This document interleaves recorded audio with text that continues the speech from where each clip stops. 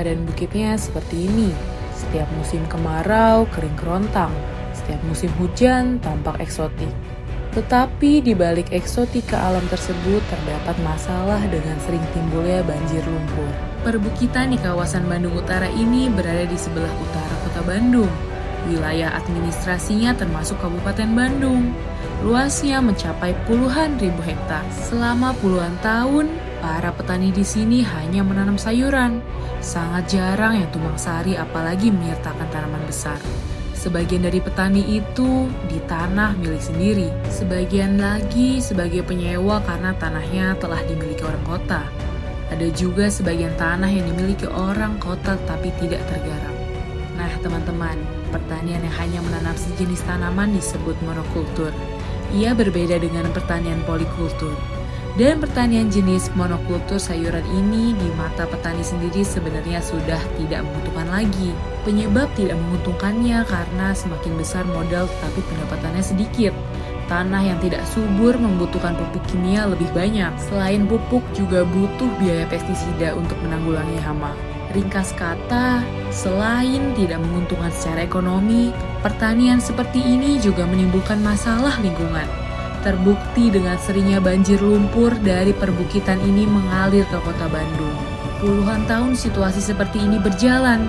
Petani tidak bisa melakukan perubahan karena minimnya gagasan dan contoh pertanian model baru yang lebih produktif dan lebih ramah lingkungan. Mereka terus menjalankan survival ekonominya dengan model pertanian yang tertinggal.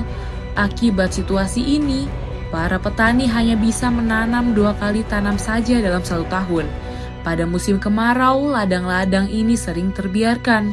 Deretan pengangguran pun muncul sepanjang musim kemarau yang berlangsung 6 bahkan sampai 8 bulan. Bumi yang rusak mengakibatkan petani hidup serba sulit. Selain sulit dalam pekerjaan di ladang, keluarga petani di rumahnya juga kesulitan air bersih. Sanitasi di rumah petani sangat buruk akibat kekurangan air. Karena ekonomi sulit, mereka juga tidak bisa membenahi toiletnya yang kumuh dan reot. Dampak lebih lanjut dari stagnasi ekonomi ini, anak-anak petani pun banyak yang putus sekolah.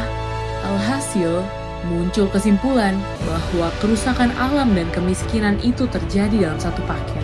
Kesimpulan ini muncul dari Yayasan Odesa Indonesia yang sejak tahun 2016 silam melakukan pendampingan petani dengan membantu bibit buah-buahan, menyelenggarakan kegiatan literasi serta membantu petani mengatasi problem kekurangan air dan sanitasi. Tetapi, dari pemetaan panjang selama 10 tahun yang dilakukan oleh Odesa Indonesia itu banyak celah untuk melakukan perbaikan. Pada tanah-tanah yang dimiliki petani, para petaninya responsif terhadap tanaman baru berjenis buah-buahan. Berkat masukan para pengurus Odesa, para petani yang sebelumnya tidak mau menanam pohon menjadi mau menanam. Ternyata mereka sebenarnya juga sudah lelah dengan keadaan ekonomi dan kesulitan kerja dengan hanya menanam sayuran. Tapi apa daya, untuk modal menanam sayuran pun masih kurang, apalagi jika harus dibebani belanja bibit buah-buahan yang harganya mahal. Maka, solusi terbaik dalam mengurai masalah ini adalah dengan menyediakan bibit buah-buahan. Dengan banyak pohon buah yang bermunculan itu, para petani bisa makannya secara langsung. Itu artinya rakyat desa meningkat gizi. Panen buah juga menghasilkan perubahan ekonomi karena petani bisa menjualnya. Dampak lanjutnya muncul kegiatan perdagangan lokal. Itu artinya keberhasilan panen buah-buahan juga menciptakan lapangan kerja baru. Dan untuk urusan ekologi, pohon buah-buahan itu juga sangat berguna karena pohon-pohon buah tersebut sangat berguna mengikat karbon agar tidak melayang ke langit. Kita mesti memberi perhatian ekologi dan kemiskinan seperti ini dengan cara yang tepat. Yayasan Odesa Indonesia mengajak siapapun yang punya empati untuk kemanusiaan dan alam untuk berpartisipasi menyediakan bibit tanaman buah. Mengapa yang dibagikan adalah tanaman buah? Supaya petani tetap merawat pohon dan bisa mendapatkan panen dari buahnya. Ini berbeda jika kita memberikan bibit tanaman kayu. Selain ditebang lagi, tanaman kayu di perbukitan seperti ini tidak menguntungkan secara ekonomi.